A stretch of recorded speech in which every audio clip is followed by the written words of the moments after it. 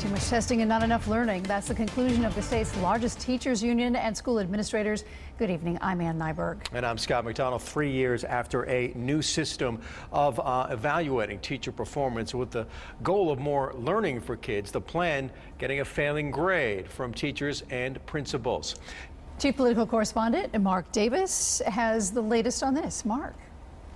Hi, Anna Scott. Good evening, everyone from the Hartford newsroom. Yeah, the state's largest teacher union, 43,000 strong, the Connecticut Education Association, says that the Connecticut schools, and I'll quote here, have become pressure cookers where education is driven and distorted by performance on unreliable, standardized tests instead of classroom work and achievement.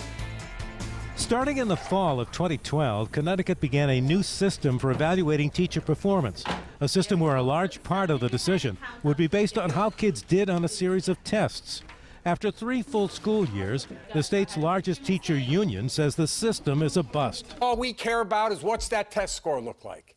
It's nonsense.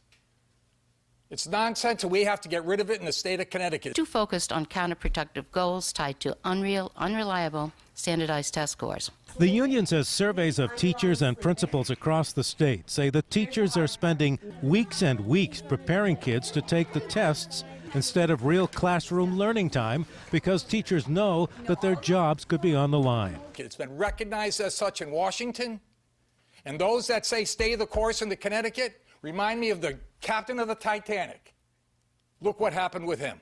And school administrators appear to be agreeing with the teachers that the emphasis on test preparation and other requirements are actually doing more harm than good. After spending hundreds of hours inputting data into various software programs, we've concluded the current system wastes too much time and too many resources. Precious school time that should be focused on children, is being lost to unnecessary complexity and bureaucratic busywork demanded by the new system.